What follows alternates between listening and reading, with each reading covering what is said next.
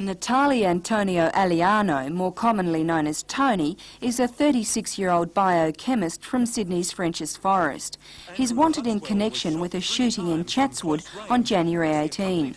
According to police, Aliano has been unable to accept a rift with his former girlfriend and has harassed her consistently for 2 years since their breakup. His former girlfriend left the units to go to work on the 18th of January. She was confronted by a male person who was disguised with a hat and wig at gunpoint, and her current boyfriend, Andrew Hudswell, intervened. A struggle took place between the armed man and Andrew Hudswell, and 3 shots were discharged, 2 of which hit Andrew in the stomach and chest. The gunman left the scene and he hasn't been seen since, and unfortunately Andrew died about an hour later at the Royal North Shore Hospital. It's now believed that Aliano is hiding in the Muswellbrook region and police are gearing up for an intensive investigation. What makes you think that he's still in the Muswellbrook area? We've had a sighting, a definite sighting we believe, of Tony about 2 weeks ago. There's been a few things that have happened in the area, like small robberies where food and tobacco have been taken, and in particular drum tobacco, which we believe he is addicted to. And that, together with a sighting, we're convinced that he's up in that area. We believe that he's hiding out in the bush, and in particular in any caves that may be in the area there. Sydney detectives today began briefing local police at Muswellbrook and Murrurundi. They'll also begin talking to farmers and local crop dusters in a concerted effort to track him down.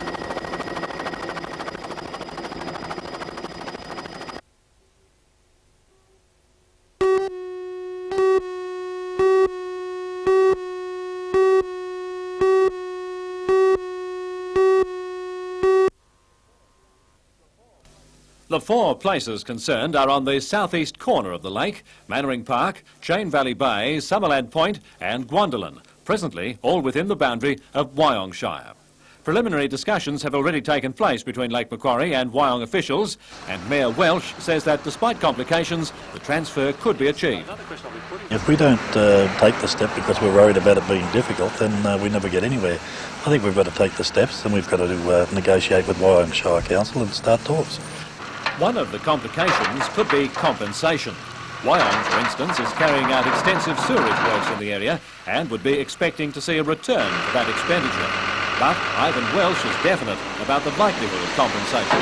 One of the things that they said to me during the preliminary discussions was that they could foresee it might cost them a lot more money to keep them. And they foresaw that they may have to spend a lot more money in those areas. So you don't see compensation as being a problem in your quest? I don't think that we'd like to pay any compensation, but I don't see it as a real problem. It just so happens that the day we are in Mannering Park doing this story, the Wyong Council is in town also doing its housekeeping. And while some people say they're forgotten by the council, that's a criticism many people level at any council any day of the week. There was, however, one very interesting comment. Well, we're on Lake Macquarie itself, so we might as well be taken in with Lake Macquarie Shire. There's no particular complaint about Wyong, is there? No, not really. We also sought the opinion of the Wyong Shire Coordinator at Mannering Park, Bill Steele, who is attached to the Local Progress Association. Because the Wyong area is so widespread, one of the feelings of the people locally is that they don't get the full benefit of the rate that they pay. There are certain sections of the Shire that seem to be receiving a better allocations of money, possibly because those areas draw more people in at holiday time and things like that. Do you think, though, that if you went into Lake Macquarie, things might be better? Well, there again, you see, I can't make any decision on that myself. Ironically, over the last decade, there have been half a dozen or so informal applications by the people of Cams Wharf and Nords Wharf and those areas to be put into Wyong Shire because they don't like the intention of Lake Macquarie to take over waterfront properties as public reserve. That's a prospect the people here at Summerland Point would not be relishing either.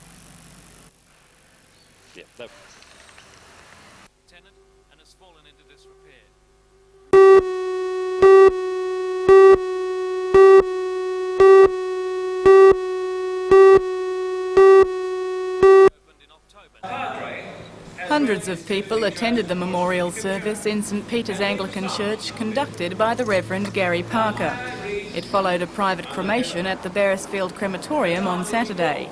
The late Mr Duncan was the foundation principal of the Newcastle Teachers College, the forerunner of the Newcastle CAE, now known as the Hunter Institute. He gained his Bachelor of Education from Melbourne University and later his Master of Arts from Sydney University. He was awarded an OBE and became an honorary fellow of the Institute in 1975, one of only 2 of such awards granted. Mr Duncan retired in 1975 and died last Tuesday, aged 73.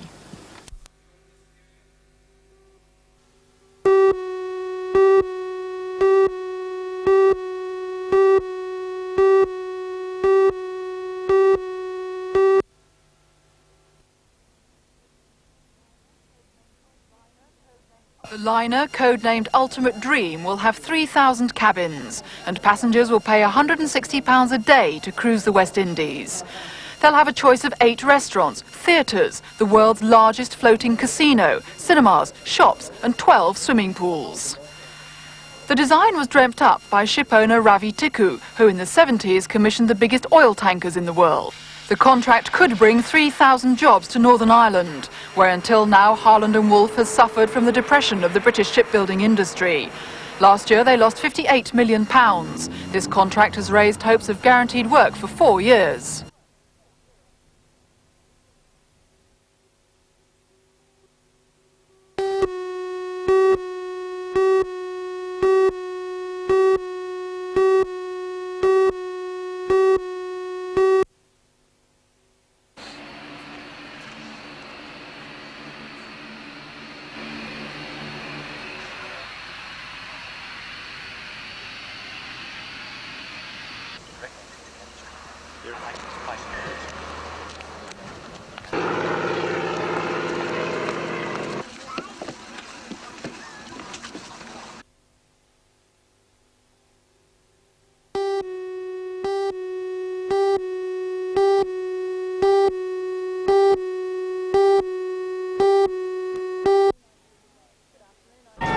Good afternoon, I'm Belinda Borissow.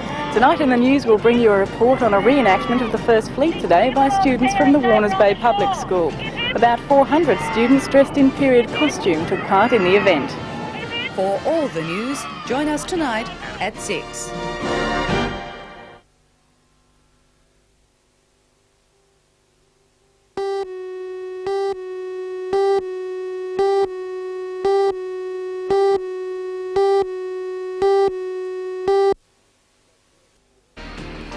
Systematic stop works by air traffic controllers in 3 state capitals have thrown air services into chaos.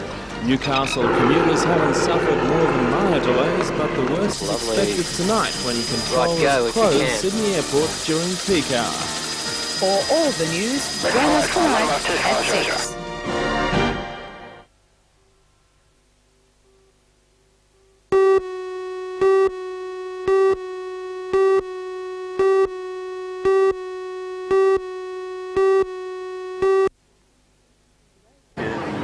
Today's reenactment at Warners Bay Park was a little different compared with the original arrival of the First Fleet.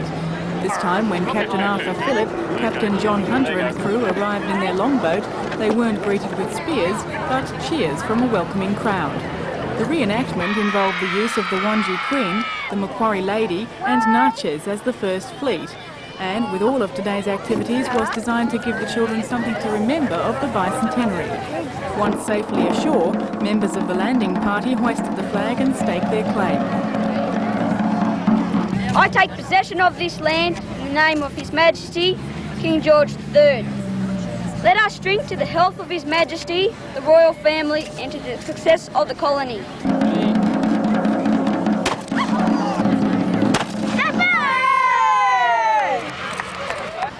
The youngsters' costumes were perhaps best displayed after they had made their way to Spears Point Park.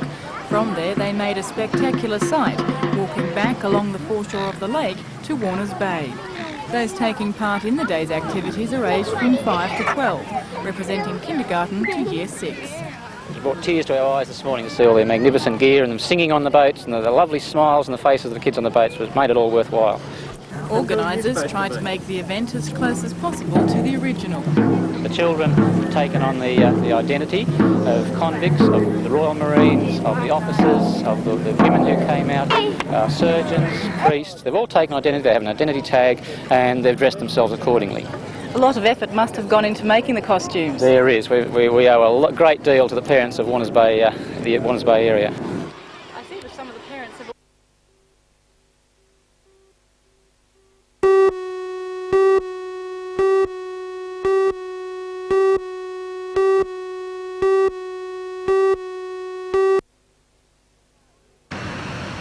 There's no indication when Aero Pelican flights scheduled for 5 o'clock and 6 will depart.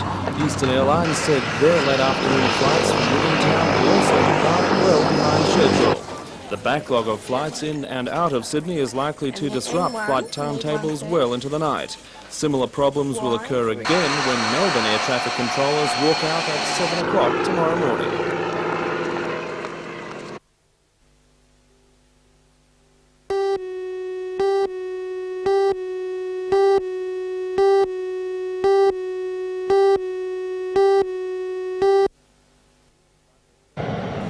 Flight Lieutenant Grant Stewart and Pilot Officer Mike Mayfield volunteered for the CSR Hinkler Bicentennial Air Race in a spectacular tribute to Australia's greatest airman, Bert Hinkler.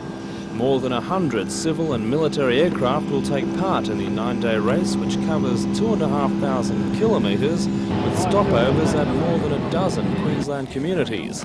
Because of the variety of aircraft, the race is more a test of navigation and skill than speed. And on that basis, the RAAF pilots and their 30-year-old Windjiel stand a good chance of taking the trophy. Windjiel has suffered a major image problem after 2 recent crashes at Williamtown, but the crew say they have no doubt the aircraft is up to the task. The Windjiel's previously had a very good safety record, and this aircraft here has been test flown just recently and it's been found to handle quite well, so there's going to be no worries. Nevertheless, the Windjiel isn't built for comfort. Those seats and harnesses will be more than a little uncomfortable after a few days in outback Queensland. But the crew say that's nothing when the honour of the RAAF is at stake. We certainly aim to win the event, but our main aim will be to make sure the Army and Navy don't get any prizes.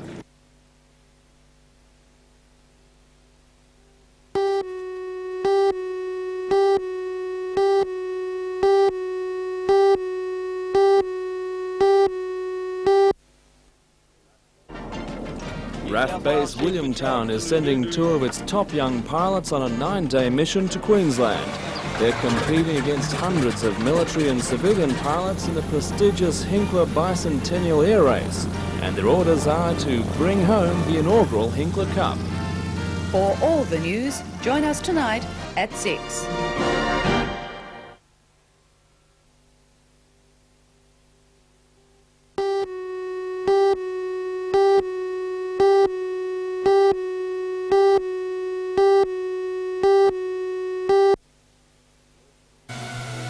Work on the new contract started last month and already the vessel is taking shape. What can only be seen on the plans, however, is the rubber buoyancy ring, which will run like a giant inner tube around the entire length of the 17-metre vessel. The rigid inflatable is being commissioned as a rescue craft at a cost of more than $500,000. The rubber ring will give it extra stability and self-righting qualities, just as it does in much smaller vessels. Carrington Slipways believes this might be the biggest of its type in the world. It's a prototype build, so it's a different vessel than we've built in the past. Does it represent something of a challenge then? Certainly does, both in the different nature of the vessel and also the short time frame we've got to build the vessel. The boat will be completed in June before undergoing sea trials here at Newcastle. If they're successful, Carrington Slipways stands to enter a new market. Providing it trials okay, we should have a further 4 from the current customer, and there's good export potential as well.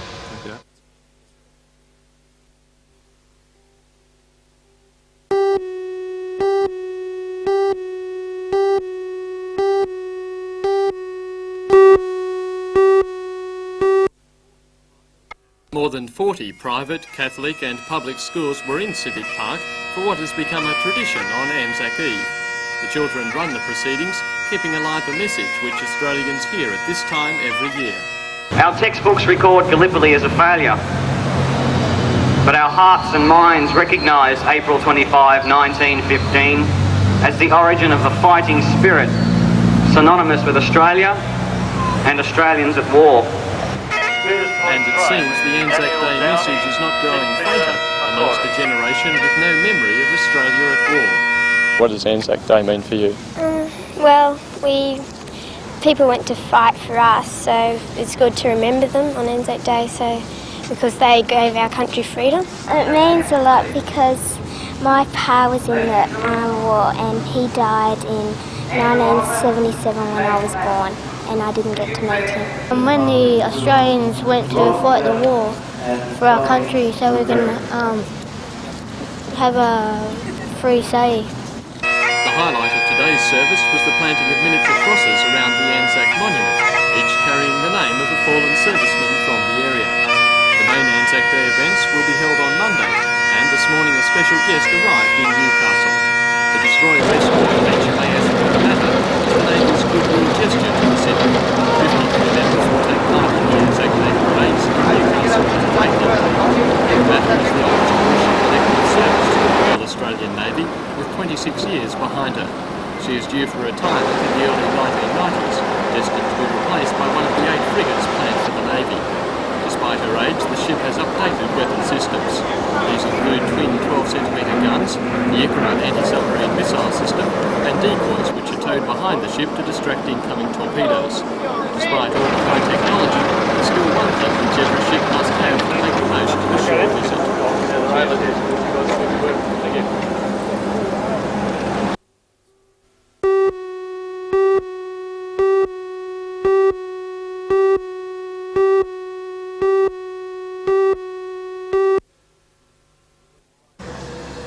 A 25-year-old Sydney man has been questioned by police after an attempted robbery went embarrassingly wrong. Police say 2 men went into the news agency, and while one distracted a woman at the counter, the other crept to an open safe where he snatched several $100s. However, the shop assistant spotted the offender. Detective Sergeant Jeff Hodgson says a scuffle ensued. As the fellow fled from the shop, the manager there attempted to detain him, and as he evaded the manager, one of the female staff, very, very quick thinking, grabbed the bag of money from his hand as he fled. Yes, that's fairly commendable effort on her part. It is very, very, very commendable effort. Yeah, she's done a wonderful job. The modest heroine of the incident declined to be interviewed on camera despite police praise. Police say they believe the men are professional operators. A second is still being sought for questioning.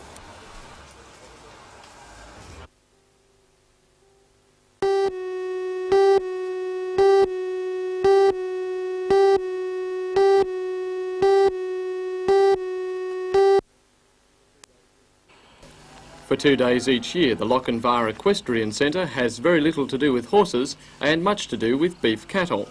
Last weekend, the centre was home to 105 prime Poll Herefords and 65 keen-eyed students, taking part in the Hunter Valley Poll Hereford Association's junior show. Organisers say the show is designed to promote beef cattle while providing a learning experience. As well as looking after their own stud cattle for the 2 days, students attend lectures and discussions on how to judge the good and the bad in beef cattle. For most, the highlight, however, is putting that knowledge to the test in the hands-on component. Here, the young judges try to pick the best from a large number of bulls, heifers and steers. The students range in age from 6 to 21, and for some of the younger, the judging provided the first eye-to-eye contact not easily forgotten.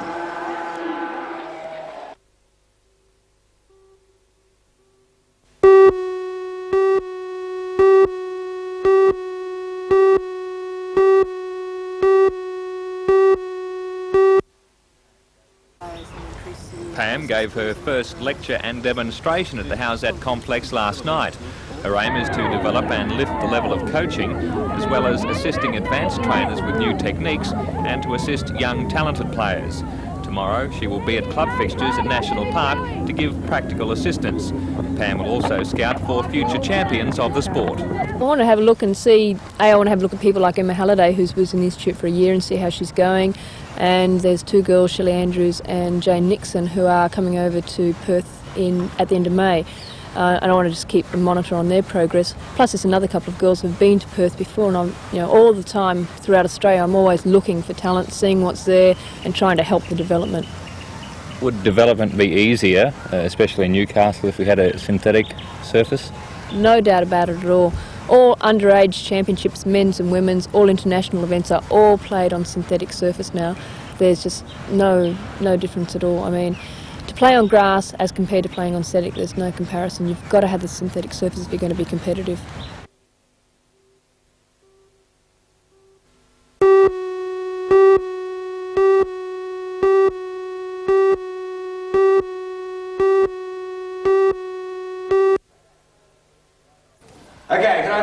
Newcastle had a taste of theatre sports last year, and according to the 2 till 5 youth theatre, the locals loved it.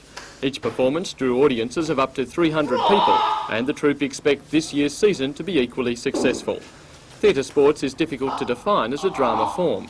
Teams are chosen to act, mime and impersonate their way through set game routines. In this case, a stork, gorilla, weasel and jellyfish visit a singles bar. According to compere Fergus McWhirter, the most important aspect of theatre sports is audience participation. The barriers between audience and performers are broken down completely because the audience are performers quite often, and there's lots of audience involvement with booing and hissing and cheering and carry on, and the feel of community is really good. And you've got a new format this year. That's right. We're trying to retain as much of the spontaneity as we can, and it's going to be really insane because the teams aren't going to be organised beforehand. They're going to be picked at random on the night. So players turn up, agree to play, and if their name's drawn out of the hat, they go into a team with perhaps people they've never seen in their life before and pick themselves a name, and away we go. So how would you describe theatre sports in one sentence? Insanity. The insanity begins this Sunday night at the Newcastle Workers' Club.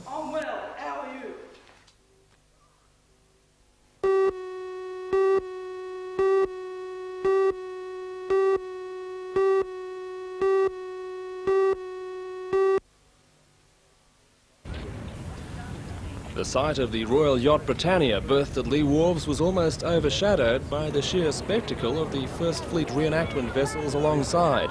Newcastle Harbour isn't likely to see again the rich assortment of vessels from modern military might to square riggers and Sydney Harbour ferries. And the people of the Hunt have packed the wharves to witness this unique scene. The tangle of masts, spars and rigging recreated a world once familiar to Newcastle less than a century ago, but now sailing ships are a source of nostalgia and wonder for a constant stream of onlookers. The harbour wasn't the only venue filled with people. Thousands more visitors were flooding the city's new regional museum, anxious for a look at the displays on its first full day of operation. Many of the visitors were children, clearly thrilled with the exhibits, especially the hands-on science section provided by the Supernova Group. Officials estimate that upwards of 3,000 people took a look at the museum.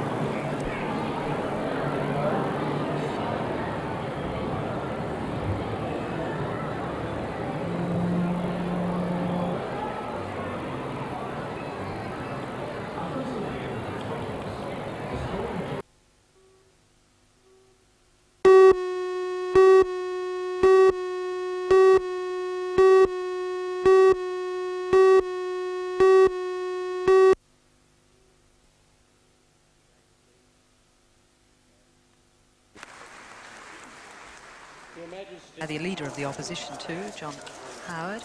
Ah, there they are. On all the pressing issues. It is fitting, therefore, and a great pleasure for me to offer my best wishes to all those who will be giving their service to the nation within these walls, and to declare open the new Parliament House of the Commonwealth of Australia.